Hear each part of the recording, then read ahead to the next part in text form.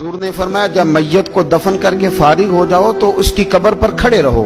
خود حضور بھی قبر پر کھڑے رہتے دفن کرنے کے بعد اور فرماتے اس کے ثابت قدم رہنے کی دعا کرو، اس لیے کہ اب اس سے سوال و جواب ہوں گے. اب فرشتے اس کی قبر میں آئیں گے، اب اس سے پوچھیں گے، اب اس کے ساتھ وہ امتحان ہوگا، تو اس کے لیے دعا کرو، قبر پہ کھڑے ہو کے دعا مانگو.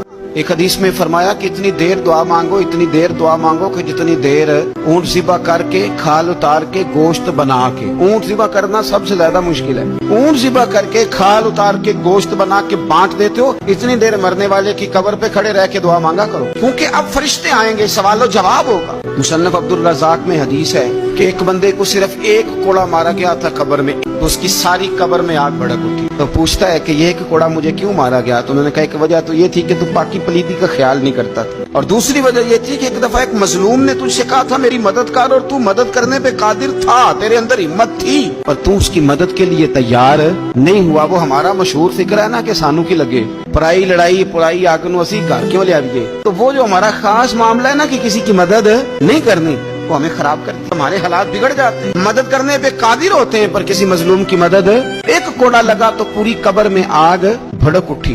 عذاب قبر سے اللہ کی پناہ مانگی جائے، ڈرا جائے، اور آخرت کے لیے قبر کے لیے تیار. قرآن مجید نے کہا وَإِذَا الْقُبُورُ بُعْثِرَتْ، جب قبریں کریدی جائیں گی نا، عَلِمَتْ نَفْسٌ مَا قَدَّمَتْ وَأَخَّرَتْ، پھر ہر جان لے گی کہ اس نے آگے کیا بھیجا اور پیچھے کیا چھوڑا. میرے عزیز، اپنی قبر کے لیے اپنی آخرت کے لیے فکر کریں، تیاری کریں.